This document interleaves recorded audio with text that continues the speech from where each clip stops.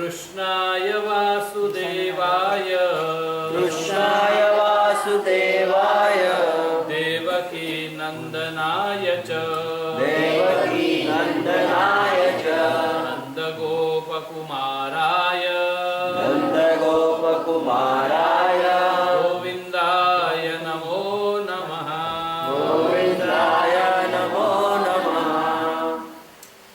भगवद्गीता जशी आहे तशी अध्याय 6 आणि श्लोक 47.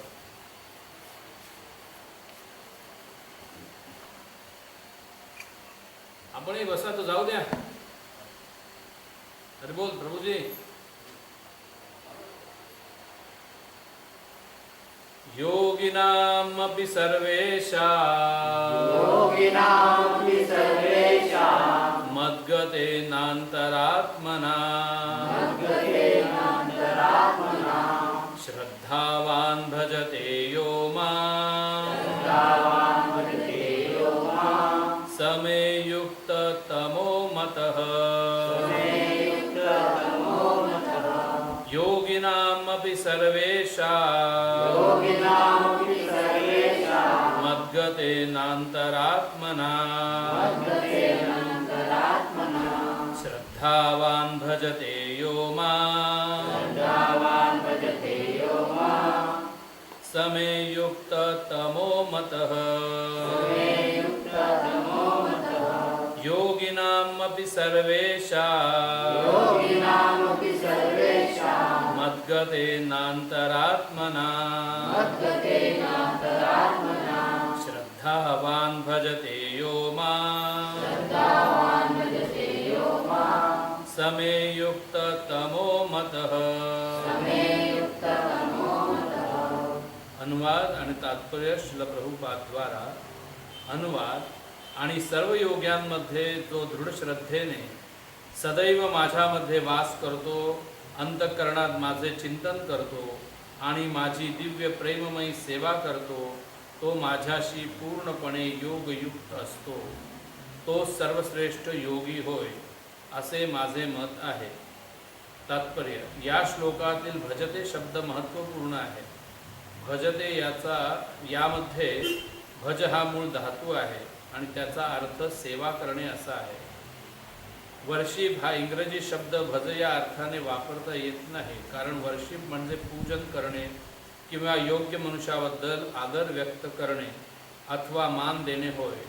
परंतु प्रेम आणि श्रद्धेने केलेली सेवा ही केवळ भगवंतांप्रित्यर्थच असते.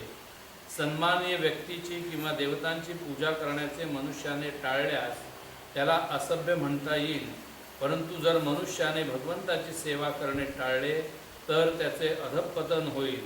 प्रत्येक जीव हा भगवंतांचा अंश आहे आणि म्हणून जीवाने आपल्या स्वरूप स्थितीला अनुसरून भगवंतांची सेवा केलीच पाहिजे. भगवंतांची सेवा न केल्याने जीवाचे पतन होते. श्रीमद भागवतात याला पुढील प्रमाणे पुष्टी दिलेली आहे.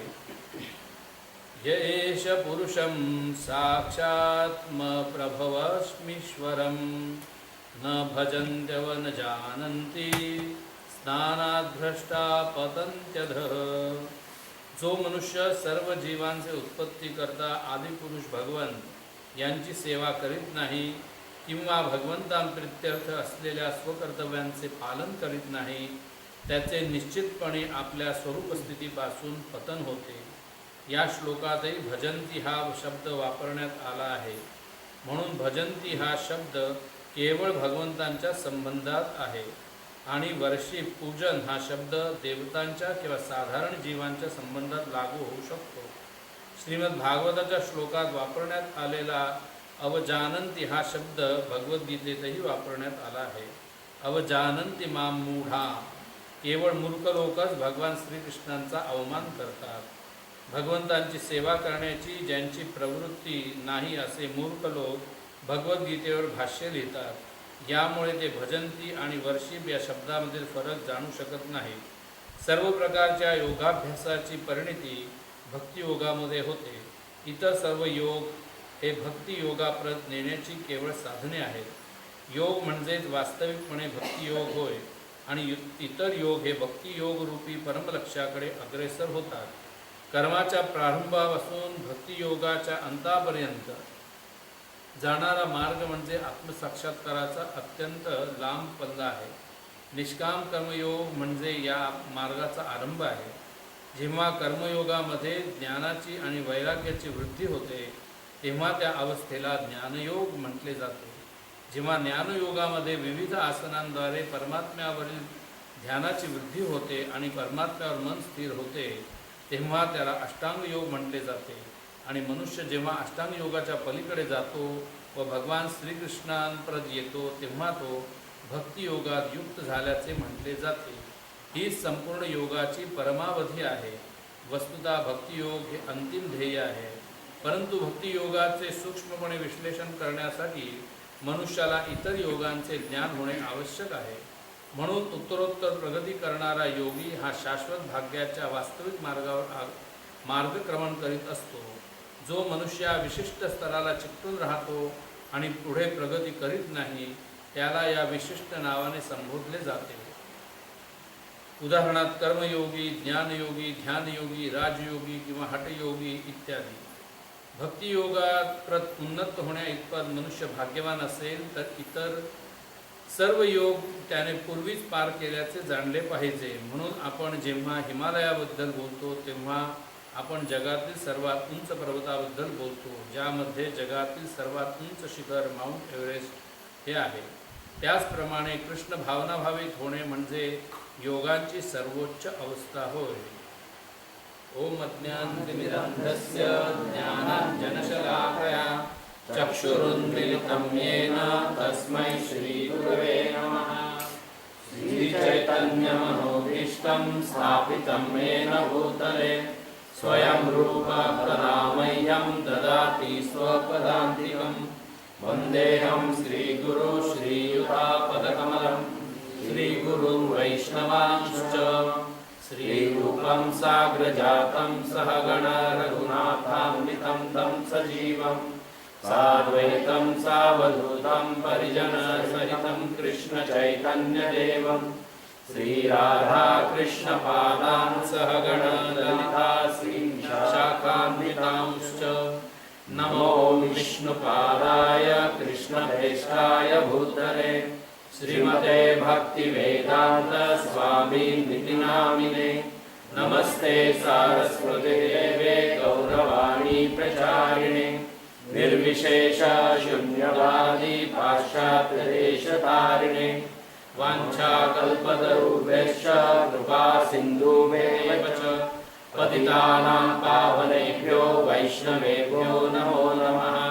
हे कृष्ण करुणा सिन्धु दीनबन्धु जगत्पते गोपेश गोपिकान्त राधाकान्त नमोस्तुते. तप्तकाञ्चन गौरांगी राधे वृन्दावनेश्वरी वृषभानुसुते देवी प्रणमामि हरिप्रिये. जय श्री कृष्ण चैतन्य प्रभु नित्यानंद श्री अद्वैत गदाधर श्रीवासादि गौरभक्तवृंद. हरे कृष्णा कृष्णा कृष्णा हरे हरे हरे राम राम राम हरे हरे. हरे कृष्णा कृष्णा कृष्णा हरे हरे हरे राम राम हरे हरे. हरे कृष्णा कृष्णा कृष्णा हरे हरे हरे राम राम हरे हरे. हरे कृष्णा. तर आज आपण सुंदर अशा वृंदावन धामामध्ये एकत्र आलेलो आहोत कृष्णकथा ऐकण्यासाठी. आणि नवरात्रीचे पावन दिवस पण चालू आहेत. आणि आपण या ठिकाणी पाहतोय की भगवान श्रीकृष्ण ध्यान योग ह्या अध्यायामध्ये शेवटी सांगतात की सर्वोत्तम योगी कोण आहे ते. योगिनामपि सर्वेषां मद्गतेनान्तरात्मना श्रद्धावान भजते यो मां समे युक्ततमो मता. अर्थात सर्व योग्यांमध्ये जो श्रद्धेने सदैव माझ्यामध्ये वास करतो, अंतःकरणात माझे चिंतन करतो आणि माझी दिव्य प्रेममयी सेवा करतो तो माझ्याशी पूर्णपणे योगयुक्त असतो. आणि तोच सर्वोत्तम योगी आहे असं श्रीकृष्णांचं मत आहे. आज आपला भारतात आणि विशेष करून आता जगभर सध्या योगा डे हा युनोमध्ये सगळ्यात प्रसिद्ध झालेला आहे. आपल्या देशाचे पंतप्रधान माननीय नरेंद्र मोदी यांच्यामुळे जगभर लोक योगाच्या पाठी आता लागलेले आहेत. आणि मध्ये मला एकाने क्लिप पाठवली की काय हाय स्प्रिट नाही हाय काय कसला सुपर ब्रेन योगा म्हणून एकाने काढलं. म्हणजे तो आपल्या सगळ्या पेशंटना कान पकडायला लावतो आहे आणि उठाबशा करायला लावतो आहे. आणि तिथे आता अमेरिकेत फार मोठा आता हे खूळ आलेला आहे सगळ्या डॉक्टर लोकांकडे.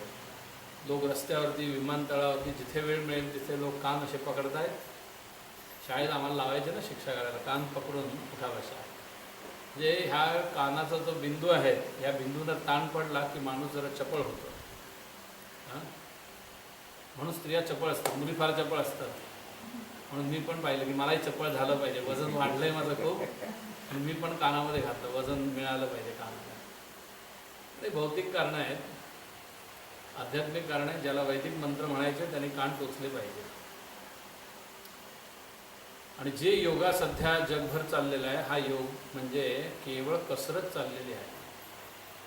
ही शारीरिक वेगवेगळ्या व्याधी दूर व्हाव्यात, आरोग्य चांगलं राहावं, शरीर आकर्षक आणि सुडौल बनावं आणि असे बरेच मानसिक संतुलन चांगलं राहावं. सध्या सगळे मानसिक संतुलन बिघडलेले लोक आहेत ना.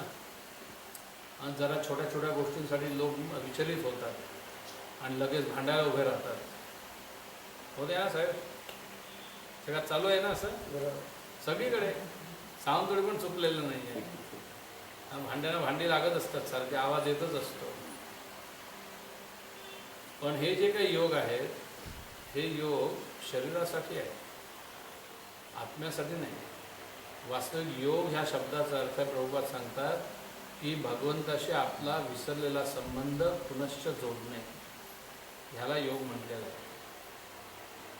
आणि ह्या योगाचे देखील अनेक प्रकार आहेत जिथे भगवंतांनी सांगितलेले आहेत. कर्मयोग, ज्ञानयोग, ध्यानयोग, हे सगळे योग का सांगितले? कारण हे सगळे योग सांगितल्यानंतर त्याच्यातील भक्तियोग हा सर्वश्रेष्ठ आहे कळावा म्हणून. समजा एक मोठा सेल लागलेला आहे, अनेक अनेक प्रकारचे त्या ठिकाणी वस्त्र प्रावरणं आहेत आणि तुम्ही सगळ्या मिळून एक आपली टोळी करून तिथे गेलात.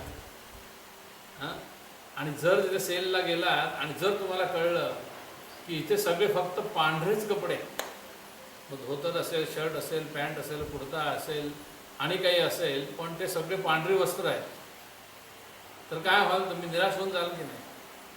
का तुम्ही म्हणणार अरे ह्यात वेगवेगळे प्रकार नाही आहेत. वेगवेगळे प्रकार आहेत पण रंग नाही आहेत वेगळे. म्हटलं माणूस काय होईल? निराश होऊन जाईल.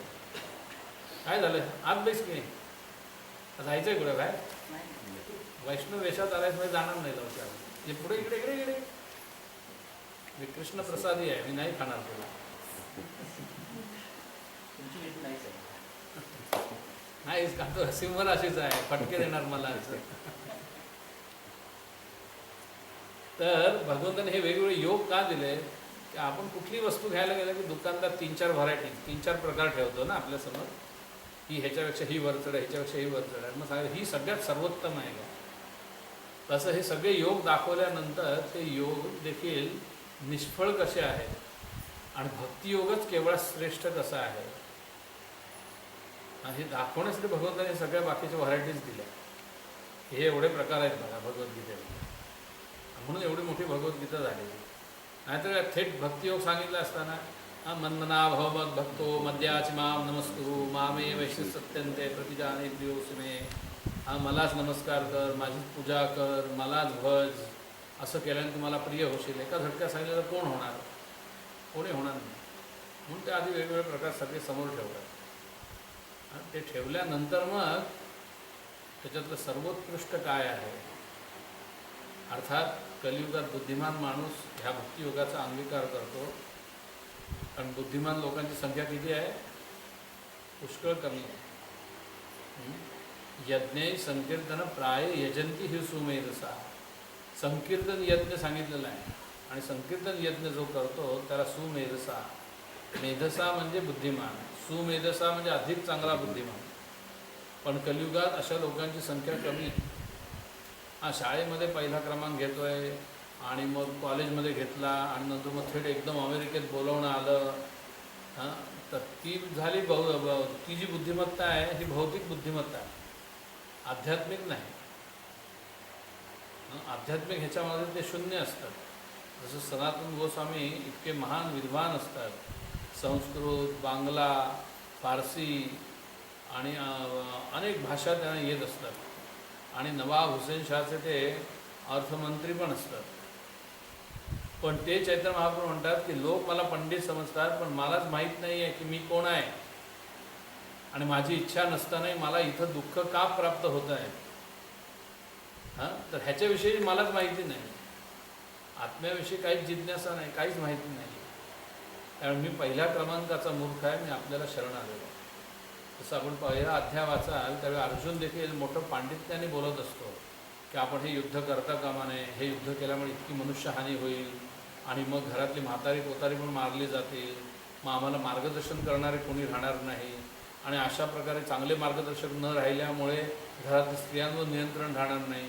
मग सगळं अवांछित संतती निर्माण होईल, वर्णसंकर होईल आणि हे सगळं युद्ध केल्यामुळे आपले पितर देखील नरकात पडतील कारण त्यांना पिंडदान करायला कोणी शिल्लक राहणार नाही आणि हे सर्व करायला आपण कारणीभूत होणार आणि त्यामुळे हा युद्ध करणं चांगलं नाही. हे युद्ध करण्यापेक्षा मी वनात जातो. असे अनेक प्रकारे अर्जुन सांगतो आणि अर्जुन जे जे मुद्दे मांडतो हे काही चुकीचे नाही आहेत, ते अगदी सत्यवचनच बोलतोय तो. पण ह्याच्या पलीकडे जाऊन कृष्ण त्याला ज्ञान देतात की तू जे काही पांडित्याप्रमाणे मोठ्या पंडिताप्रमाणे बोलतोयस पण प्रथम क्रमांकाचा तू मूर्ख आहेस. आणि मग त्याच्या प्रत्येक मुद्द्याला भगवान फोडून काढतात आणि मग परमसत्य काय आहे हे त्या ठिकाणी स्थापित करतात की तू क्षत्रिय असल्यामुळे तुला युद्ध करणं भाग आहे, तू पळून जाऊ शकत नाहीस. तू पळून जाशील तर सगळे बाकीचे लगे लोक तुझ्या छितू करतील. एखाद्या योद्ध्याला युद्ध सोडून पळून जाणे म्हणजे त्याची छितू करण्यासारखं आहे. त्यामुळे त्याला प्रेरित करतात युद्ध करण्यासाठी आणि मग त्याला हे सगळं ज्यावेळी ज्ञान देत असतात त्यावेळेला वेगवेगळ्या ह्याच्यावर चर्चा करता करता ते ध्यान योगावरती येतं. 6व्या अध्यायात ध्यान योगाची माहिती दिलेली आहे. बाबा रामदेव सध्या योग क्रिया सगळ्या पुऱ्या विश्वभर प्रसिद्ध करत आहे. हां, तर तुम्ही ध्यानाला बसलं पाहिजे, श्वास घेतला पाहिजे, बरेच त्याच्यात प्राणायामाचे होते. सगळे आपल्या शरीर फार चांगलं आहे, आपण भक्तांनी पण केलं पाहिजे. असं काही नाही आहे की आम्ही त्यांच्यावर टीका करतोय म्हणून. पण एक ध्यानात ठेवलं पाहिजे की ती गोष्ट सर्वस्व नाही आहे. हां, जसं ते आपल्या प्रवचनात सांगतात की कण कण में है भगवान, प्रत्येक कणाकणात भगवान आहे म्हणून आम्ही सर्व कणांची जाऊन पूजा करत नाही का करता. हिरण्यकश्यप विचारतो ना ह्या स्तंभात आहे का, प्रल्हाद म्हणतो हो ह्या स्तंभामध्ये पण आहे आणि तो फोडून पाहतो तर भगवान त्याच्यामध्ये मिळतात. भगवान सर्वव्यापी आहे. विष्णू ह्या शब्दाचा अर्थच आहे जो सर्व ठिकाणी व्यापून आहे. पण आमच्याकडे ती दृष्टी नाही आहे भगवान सर्व ठिकाणी आहे की नाही पाहण्याची. ती दृष्टी विकसित जोपर्यंत होत नाही, ती विकसित होण्यासाठी सुद्धा भक्तियोगाचाच अंगीकार केला पाहिजे. ध्यान योगाने तशी दृष्टी मिळणार नाही किंवा कर्मयोगाने नाही मिळणार आहे. कर्मण्येवाधिकार असते, मी कर्म करतोय सांगतात लोक, तर त्याने पण नाही मिळणार आहे. पण जोपर्यंत आम्ही भगवंताशी स्वतःला जोडून घेत नाही, भगवंताची प्रेममयी सेवा या ठिकाणी कृष्ण सांगतायत की दृढश्रद्धेने सदैव माझ्यामध्ये वास करतो, अंतःकरणात माझे चिंतन करतो आणि माझी दिव्य प्रेममयी सेवा करतो, तो सर्वोत्तम योग आहे. बाकी सगळे योग केल्यामुळे आणि चक्री योग, नौकासन, शलभासन, पवनमुक्तासन ही सगळी केल्यामुळे काय होईल आणि हे आपल्याला लाभदायक आहे. आम्ही नुसतेच महाप्रसादे गोविंदे म्हणतो. हां, आणि भागवतमध्ये सांगितलं आहे की कलियुगातील लोक पेटू असतील माझ्यासारखे, हां, ज्यांच्या आवश्यकतेपेक्षा मोठी पोटं असतील. हे वर्णन भागवतमध्ये आहे 12व्या स्कंदात. अशा सर्व लोकांना व्याधी जडतात. पण जर ही सगळी योगासनं जर एखादा करत राहील तर त्याचं शरीर अगदी चुस्त मस्त होऊन जाईल. मग तो चांगल्यापैकी जप पण करू शकेल, मग अधिक चांगल्या प्रकारे भगवंतासाठी सेवाही करू शकेल. पण जर तो मायेच्या प्रभावात येऊन ही योगासनं करणं म्हणजे जीवनाची परिपूर्णता नुसतं जर समजत असेल तर मात्र तो भ्रमात पडणार आहे. कारण योगासनं करून काही तो श्रीकृष्णाला प्राप्त करू शकत नाही. मन एकाग्र होईल, त्याचं मन छान चित्त होईल. किंवा प्राणायाम, सगळ्या ह्या मुलींना रोज प्राणायाम करायला लावला तर हे चष्मा निघून जाईल. काय प्राणायाम शिकला पाहिजे, चष्मा ज्यांना नको आहे त्याने प्राणायाम शिकला पाहिजे. प्राणायाम नियमित केल्यामुळे चष्म्याचा नंबर कमी कमी होत जातो. पुष्कळ शारीरिक भाग आहे. नखावर नखं घासत बसला की आता तू करू नकोस, काही उपयोग होणार नाही. अशी जर सवय ठेवली तर केस काळे पडत नाहीत म्हणतात बाबा.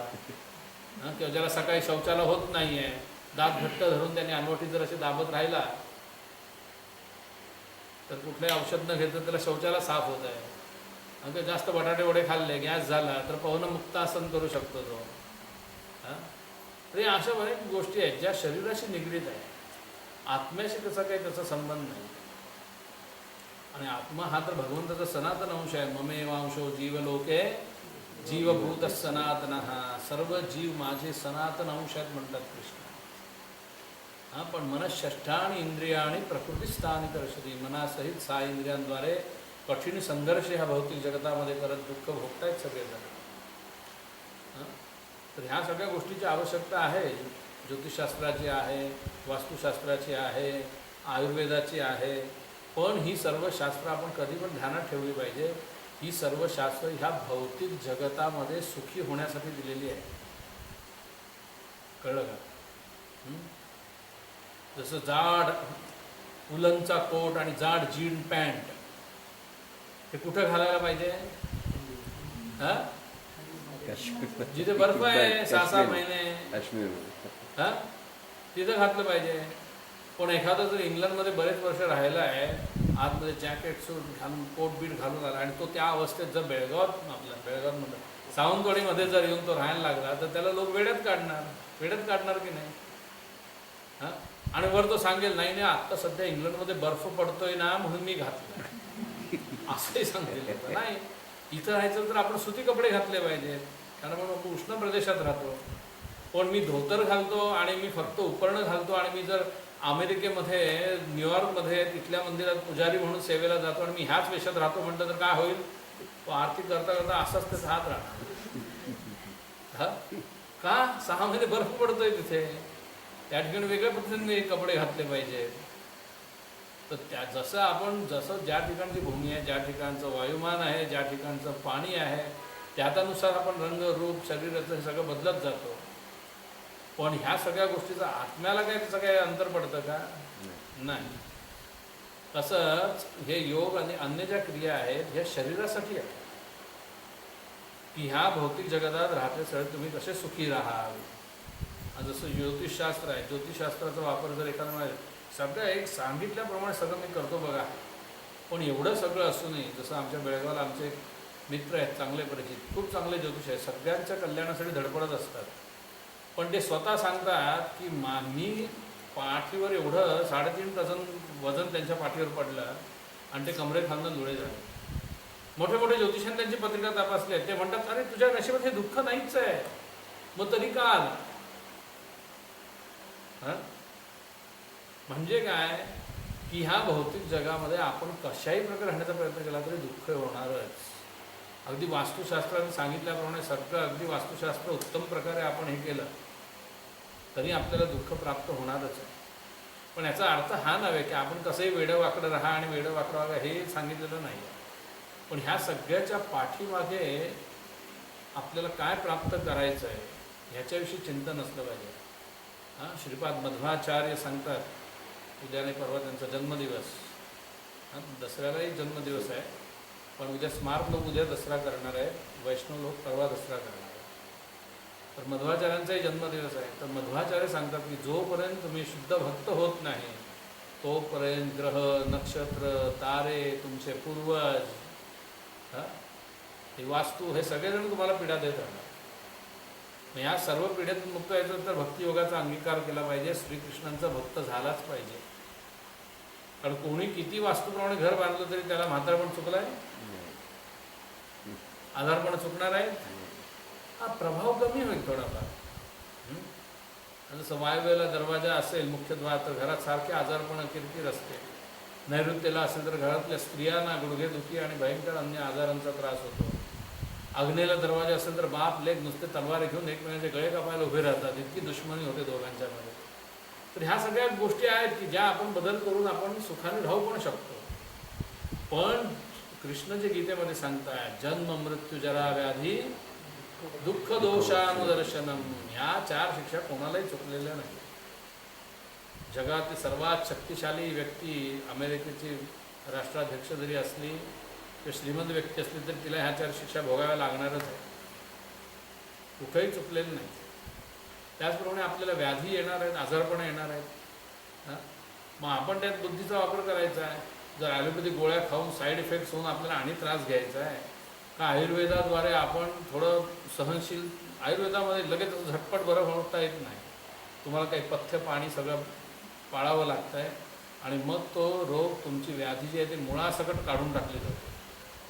ॲलोपॅथिकमध्ये काय आहे, तुम्हाला तात्पुरतं सुख दिलं जातं. ते बाहेर फार कडक उन्हाळा आहे, आतमध्ये एसीत येऊन बैस. पण एसीत सारखं 24 तास तुम्ही राहू शकत नाही, परत बाहेर यावंच लागतं ना. पण आयुर्वेद सांगताय की तुमचं मुळातनं तुमचा रोग उकळून काढला जाईल. तर आपण ह्या आयुर्वेदाचा देखील उपयोग आपल्यासाठी करू शकतो. वास्तुशास्त्राचा, ज्योतिषशास्त्राचा, सर्वाचा उपयोग ह्या भौतिक जगतात कशा प्रकारे तुम्ही सुखी राहा. पण हे कलियुग आहे. कलियुगामध्ये काय लोक इंद्रिय तृप्तीला प्राधान्य दिलं जातं. मग ते वास्तूचाही उपयोग करता येईल की माझी बेडरूम कुठल्या दिशेला असलं की मी जास्त सुख भोगेन. मग ज्योतिषाला विचारतील की मी काय केल्यामुळे माझा धंदा एकदम भरभराटीला येईल किंवा अन्य ह्या सगळ्या गोष्टींचा वापर ते करतात. पण एक बुद्धिमान व्यक्ती जो आहे, वास्तविक बुद्धिमान व्यक्ती, तो विचार करतो की ह्या सगळ्या गोष्टींचा वापर मी भगवंताच्या सेवेत कसा करू शकेन. पण ह्या सर्व गोष्टींचा लाभ मिळून ज्यावेळी मी माझं जीवन जर सुखमय होईल, मला जर कमी वेळेत जर धन प्राप्ती होत असेल, आजारपण माझी कमी होत असतील, तर मी अधिक कृष्णकथा करू शकेन, श्रीकृष्णांच्या पवित्र नामाचा जप करू शकेन. मी भगवंताची अधिक प्रेममयी सेवा, त्यांनी सांगितलं त्याप्रमाणे प्रेममयी सेवा मी करू शकेन. तर ह्या सर्व गोष्टी आपण श्रीकृष्णाच्या सेवेत लावू शकतो. आणि असं लावून आपण भक्तियोगाचा जर अंगीकार करत असू तर आपल्याला निश्चित त्याच्यापासून लाभ आहे. पण आपण ह्या सगळ्या गोष्टींचे लोक भ्रमात कुठं पडतात. आज हरे कृष्णाचे देखील अनुयायी नसतील जगभर, त्याच्या 100 पण अनुयायी योगाच्या पाठीमागे रामदेव बाबांचे अनुयायी झालेले आहेत. पण रामदेव बाबा त्याच वेळेला मूर्तीला मानत नाहीत, मूर्तीपूजा ते मानत नाहीत. किंवा ते सरळ सरळ आपल्या ह्याच्यातनं टीका पण करतात. हे वास्तुशास्त्र असू दे, तुमचं आणि काय असू दे, मूठ मारणं असू दे, भानामती असू दे, करणी असू दे, काही असू दे, योगापुढे आमच्या ते सगळं तुच्छ आहे. एका बरोबर आहे त्यांचं म्हणणं, काही चुकीचं नाही आहे. पण अशाही गोष्टी आहेत की ज्या आम्हाला पीडा देणाऱ्या आहेत. का? कारण आपण शुद्ध भक्त झालेलो नाही आहोत. आणि म्हणून आपण दरवेळेला आपल्याला सांगितलं होतं मोबाईल सगळ्यांनी सायलेंटवर ठेवायचं. मी पण माझा ठेवला प्रवचनच्या आधी, कारण मोबाईल फार व्यत्यय आहे बोलण्यात. मी काय बोलतो ते माझं मीच विसरतो.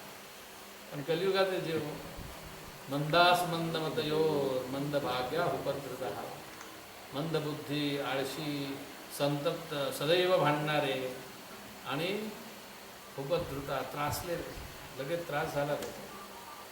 तर काय म्हणत होतो, कशावर चर्चा चाललेली आपली. हां, तर हे लोक खूप चांगले आहेत, आपल्या देशासाठी अतिशय धडपडत आहेत, प्रामाणिकपणे धडपडत आहेत सर्व कार्य. पण मूळ जी गोष्ट द्यायची आहे त्याच्यापासून ते स्वतः अनभिज्ञ आहेत आणि बाकीच्यांना पण नेत आहेत. कळलं का? ते श्रीकृष्णांविषयी चांगलं सांगतात, श्रीरामांविषयी पण सांगतात. पण कृष्ण भगवान आहे आणि तुम्ही त्यांचा आश्रय घ्या, त्यांचे भक्त व्हा, हे कधी सांगणार नाही. ते प्रत्येक वेळा सांगतील कणकण में है भगवान, कणाकणात भगवान आहे. तुम्ही योग केला की तुम्ही जाणून घ्या, मग तुम्ही पूर्णपणे शवासनामध्ये राहा आणि त्या एकाकारामध्ये तुम्ही विलीन होऊन जा वगैरे. असे बरेच हे सगळे. आणि हे फार लोकांना आवडतं, हे फार सोपं आहे. आम्ही श्रीकृष्णांच्या विलीन झालो तर मग काय सेवा वगैरे करण्याची आवश्यकताच नाही. किंवा आम्हीच समजा भगवान झालो, काय जरुरी आहे, नोकरी काम धंदा हे सगळ्याचे. वसुश्रेष्ठ, वसूंमधील श्रेष्ठ आहे. पण त्याला एक दुकान उघडून बसावं लागतं ना सकाळी अर्थार्जनासाठी. श्रेष्ठ आहे म्हणून काय घरी बसून 24 तास हरिभजन करता येतं नाही. कर्म हे आपल्याला करावंच लागतंय. मग कर्म करावं लागतंय म्हटलं लगेच दुसरे लोक अरे हां शेवटी आलात ना तुम्ही, कर्मण्येवाधिकार असते. आम्ही हेच आयुष्यभर लोकांना सांगत आलो की बस कर्म करा कर्म करा कर्म करा. आणि गाढव सुद्धा कर्म करतात. पण ह्या कर्मामध्ये देखील कर्म, अकर्म आणि विकर्म 3 प्रकार सांगितलेले आहेत भगवंताने. हां, विकर्म म्हणजे शास्त्र विधींच्या विरुद्ध जाऊन केलेलं कर्म, वाईट गोष्टी, वाईट कर्म.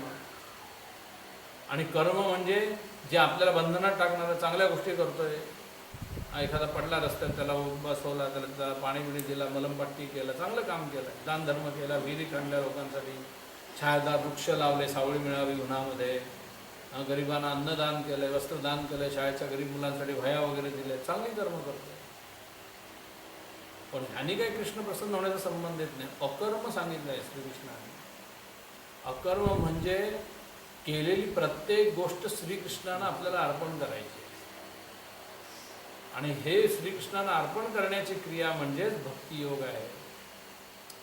यत् करोषि यदस्नासि यत् जुहोषि ददासि यत् तपस्यसि कौंतेय तत्कुरुष्व मोठ्याने मद अर्पणम. म्हणा सर्वजण मद अर्पणम. हा म्हणजे मला अर्पण कर म्हणतात. इथंच सगळ्यांची गोची होते. अरे मी एवढं कष्ट केलंय, शून्यातून ब्रह्मांड निर्माण केलंय आणि श्रीकृष्णाला का देऊ मी? अरे कारण तुम्ही ह्या कर्मबंधनात अडकू नये म्हणून कृष्ण सांगतात. बस श्रीकृष्णांना काय आमच्या हायब्रिड अन्नधान्यांची आवश्यकता आहे का? हां, युरिया मिसळलेल्या तोंड दुधाची आवश्यकता आहे का प्लॅस्टिक पिशवीतल्या? नाही. हां, श्रीकृष्णांना मुळीच आवश्यकता नाही आहे.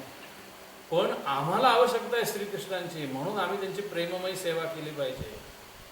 यत् करोषि जे जे तुम्ही कर्म करता, यदश्नाशी जे जे तुम्ही ग्रहण करता, यत् तपस्यसी जी जी तपस्या करता. हां, उगीच आपलं पाय चप्पल न घालता चालत गेला नरेन डोंगरावरती मारुतीला नवस करायला, नाहीतर अमिताभ बच्चन चालत घरापासून सिद्धिविनायकाला गेला, धाव आता सगळं सुरू केलं. हां, चप्पल न घालता जातात देवळाला. अरे हे काही नवीन नाही आहे, हे तर प्राचीन काळापासून आहे. ऋषीमुनींनी पण सांगितलं आहे की चप्पल न घालताच मंदिरला गेलं पाहिजे. हां, की लोक लगेच धावतात कोणी काही केलं तर. पण भगवंतांना प्रसन्न करण्यासाठी काय करा म्हटलं की आमका बाय वेळ नाही, काय म्हणतात सांगू तरी. हां, पण इथं प्रभुपाद सांगतायत की फार सुंदररित्या सांगतायत की पूजन आणि भजते ह्याच्यामध्ये अंतर किती आहे. हां, पूजन म्हणजे एखाद्या माणसाचं आपण स्तुती गातो. आपल्या घरी समजा आले, समजा चुकून पालकमंत्री दीपक भाई, तर आपण काय असंच या बसा असं म्हणणार का? नाही, चांगल्यापैकी त्यांना बसायला देणार, काय घेत आहे चौकशी वगैरे करणार, अगदी प्रेमाने आपण त्यांचा आदर सत्कार करणार. आणि कोणी महान व्यक्ती आली की आपण तिचा आदर सत्कार करणार. किंवा आता नवरात्र आहे, देवी पुढे जाऊन नमस्कार करतात, ओटी भरतात, नारळ देऊन येतात, बरंच काय काय केलं जातं. तर ह्या सगळ्याला पूजन म्हटलेलं आहे. ह्या भजते भजन श्रीकृष्णाचं जे आराधना सांगितले त्याच्याशी याचा काही संबंध नाही.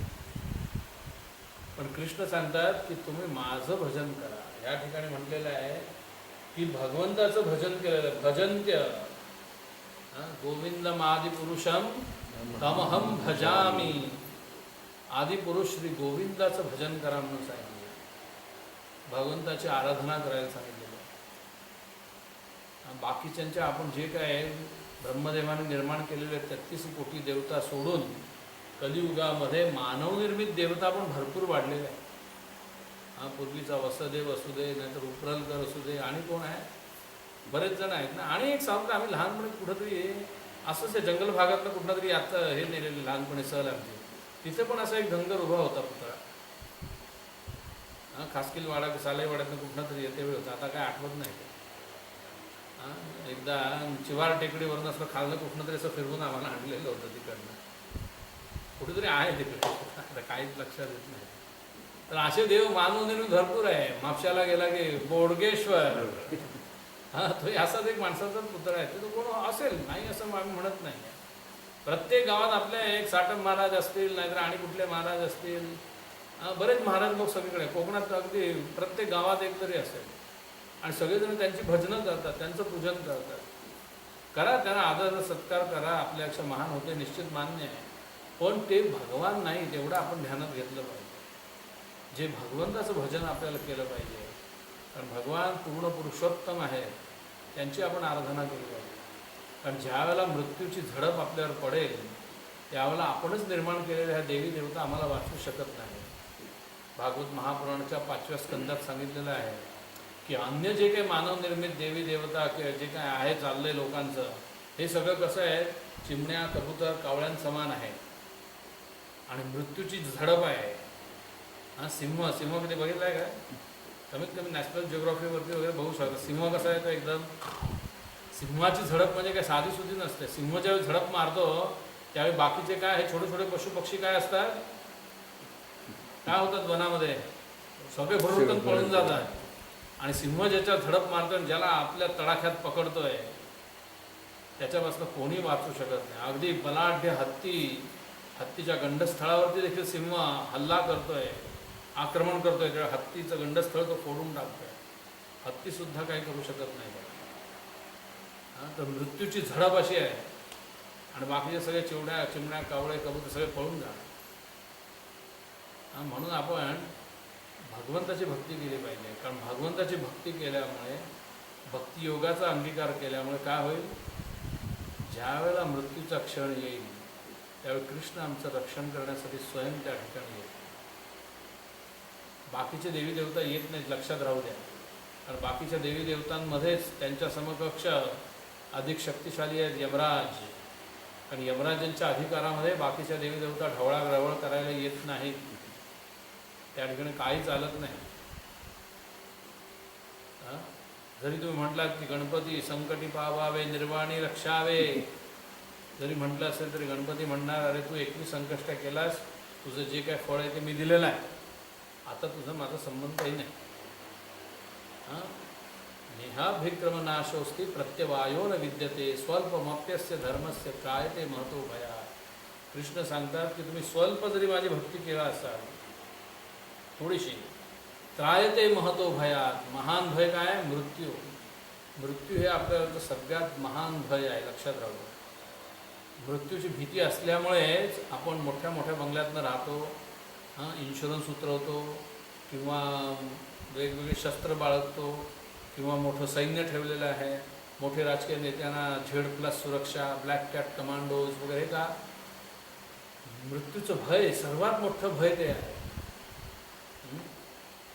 सर्वात मोठं भय असल्यामुळे माणूस स्वतः सगळ्या प्रकारे रक्षण करण्याचा प्रयत्न करतो. पण कृष्ण एकदा आले, मृत्यू सर्व हरेश्चाहम, कृष्ण सांगतात की मृत्यू बनून येतो आणि तुमचं सर्व काही हिरावून घेतो. पण भक्तासाठी भगवान मित्र बनून येतात आणि भक्त मग हसत हसत त्यांचा बोट पकडून त्यांच्या धामाला जातो. आणि म्हणून भगवंताच्या भक्तियोगाचा आपण अंगीकार केला पाहिजे. कारण केवळ भगवंताचा भक्त आहे तो केवळ मृत्यूच्या मस्तकावर पाय देऊन भगवत धामाला जाऊ शकतो, बाकी कोणी नाही. शिव, दुर्गा हे सर्वजण थोड्या काळाकरिता त्यांच्या हे करतील, यमराजांचा प्रभाव कमी करण्यासाठी. महामृत्युंजयाचा जप वगैरे करून माणूस थोडं टाळू शकेल, पण अंतिम नाही. म्हणून पार्वती देवींना भगवान सांगतात ना की अहम भोग प्रथमस्तु मोक्ष एको जगन्नाथ. मी लोकांना सर्व प्रकारचे भोग प्रदान करेन, मोक्ष नाही देऊ शकत. आणि त्यातूनही एखादा समजा कोट्यावधी लोकांमध्ये एखादा खरोखर प्रामाणिक निष्ठेने हिमालयात जाऊन शंकरांचा जरी महान भक्त झाला तरी भगवान शंकर त्याला स्वयं मृत्यूच्या वेळी घेऊन जातात आपल्या धामाला, कैलास लोकांना. आणि त्या ठिकाणी मग स्वयं ज्यावेळी आमने सामने शंकर त्याला प्रचार करतात की बाबा तू वास्तविक सनातन अंश आहेस भगवंताचा, माझा नव्हे. तू त्यांची प्रेममय भक्ती कर आणि ह्या भौतिक जगतातून निघून आध्यात्मिक जगतात जा. कारण भौतिक जगत आणि आध्यात्मिक जगताच्या मध्येच भगवान शंकर राहतात. भगवान शंकर ना आध्यात्मिक जगताचे अधिष्ठाता आहेत ना भौतिक जगताचे आहेत. त्यांचं एक शिवलोक वेगळंच हे आहे त्यांचं. ना ते परमात्मा आहे ना ते जीवात्मा आहे, मध्येच त्यांचं एक वेगळं शिवतत्व आहे. आणि मग त्यांच्याकडे जाऊन ज्या वेळेला प्रचार होतोय मग भगवान शंकर त्या जीवाला एका उत्तम अशा ब्राह्मण कुळात किंवा एखाद्या धनवान कुळात घालतात की ज्या ठिकाणी तो अधिक चांगल्या प्रकारे केवळ केवळ केवळ भगवंताची भक्ती करू शकतो आणि मग त्याचं मग पुढील गती भगवंताच्या धामाला होईल.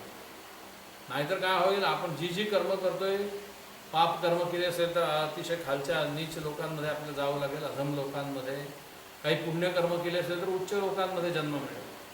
पण तिथनं परत इथे यावंच लागतं आहे. पृथ्वी हे एक जंक्शन आहे. तुम्ही कुठल्याही ग्रहावरती जा, स्वर्ग लोकात जरी गेला, स्वर्गातल्या देवी देवता एवढा अमृत पितात, अप्सरांबरोबर नृत्य करतात, उत्तमोत्तम स्वादिष्ट पदार्थ ते खात असतात, परंतु त्यांनाही देखील स्वर्गातून भगवत धामात जायला मिळत नाही. त्यांना देखील त्यांचं पुण्य क्षीण झालं, त्यांचं पतन होतं आहे, ह्या पृथ्वीवर जन्म होतो आहे. आणि मग मनुष्य जन्म त्यांना मिळाला आणि त्यांनी जर चांगली भक्ती केली तरच ते भगवंताच्या धामाला जाऊ शकतात. कुठल्याही अन्य ग्रहावरनं थेट भगवंताच्या धामावर जाता येत नाही. पृथ्वीवर आलं पाहिजे, मनुष्य देह धारण केला पाहिजे आणि मग भगवंताच्या भक्तियोगाचा अंगीकार केला पाहिजे. आणि असा अंगीकार केल्यानंतरच तो मनुष्य भगवंताच्या धामाला जाऊ शकतो. तोपर्यंत त्याची गती नाही. आणि ही सुवर्ण संधी आम्हाला ह्या कलियुगात प्राप्त करून देण्यासाठी स्वयं भगवान आले. भगवान भगवद्गीतेत सांगितले त्यांनी, हा योगी व्हायचं, माझा भक्त व्हायचा सर्वश्रेष्ठ त्याने सांगितला. आणि नियम पण त्यांनी बरेच सांगितले की असं करा, तसं करा, हे करा, ते करा. आणि सगळ्यात शेवटी त्यांनी सांगितलं, सर्व धर्मान परित्यज्य माम एकम शरणं व्रज अहम त्वां सर्व पापेभ्यो मोक्षयिष्यामि मा शुचः. सर्व प्रकारच्या धर्मांचा त्याग कर, मलाच एकट्याला शरण ये, मग मी तुला सर्व पापातून उद्धार करेन आणि घेऊन जाईन माझ्या धामाला. घाबरू नकोस म्हणतात, मत डर, भयभीत होऊ नकोस. पण भगवत धामाला गेला ते विचार करायला लागले की आता येणार जर युग कलियुग आहे, कलियुगात त्या सगळ्या आळशी लोकांना एवढं सगळं कुठनं जमणार आहे. आणि मग तो विचार करून चैतन्य महाप्रभू 500 वर्षापूर्वी स्वतःच भक्त बनून आले. भक्तावतारम, भक्ताच्या अवतारामध्ये आले चैतन्य महाप्रभू बनून. आणि मग त्यांनी स्वतःच्या आचरणाने सर्वांना दाखवलं की भगवंताची प्रेममयी उत्कट सेवा कशा प्रकारे करावी, सर्वोत्तम योगी कसा व्हावा, भगवंताचा भक्त कसा व्हावा, हे त्यांनी स्वतःच्या आपल्या आचरणातून दाखवून दिलं. आणि म्हणून ह्या ठिकाणी आले आणि त्यांनी सर्वत्र हरिनामाचा प्रचार केला की कलौतत हरिकीर्तनात, कलियुगात केवळ हरिनाम संकीर्तन. हरे नाम हरे नाम हरे नाम एव केवलम कलौ नास्तेव नास्तेव नास्तेव गतिरन्यथा. कलियुगात अन्य कुठलीही गती नाही आहे. मोठे मोठे ध्यान लावून हिमालयात बसून काही लाभ नाही. यज्ञ करूनही नाही, तपस्या करून नाही, पूजा अर्चा करून नाही, केवळ हरिनाम करा बस. कलिकालेर धर्म कृष्ण नाम संकीर्तन. कलियुगातील धर्म आहे कृष्ण नाम संकीर्तन. आणि हा जो संकीर्तन यज्ञ जो करतोय त्याला बुद्धिमान म्हटलं, तोच खरा योगी आहे. हरे कृष्णा कृष्णा कृष्णा हरे हरे, हरे राम राम राम हरे हरे. सततम कीर्तयंतो माम. कृष्ण म्हणतात सदैव माझं सतत कीर्तन करा. अन्य कोणाचंही नाही आहे, ना कुठल्या बाई बुवाचं, ना देवी देवताचं, ना अन्य कोणाचं. काय वाटेल ते लोक करतात, केवळ श्रीकृष्णांचं कीर्तन सांगितलं आहे. हे कीर्तन जो करेल तो भगवंताचं प्रेम प्राप्त करेल. हरे कृष्णा कृष्णा कृष्णा हरे हरे, हरे राम राम राम हरे हरे. हरे कृष्णा. या ठिकाणी आपण थांबूया. आपल्याला कोणाला काही प्रश्न असेल बंद कर तर आपण विचारू शकतो.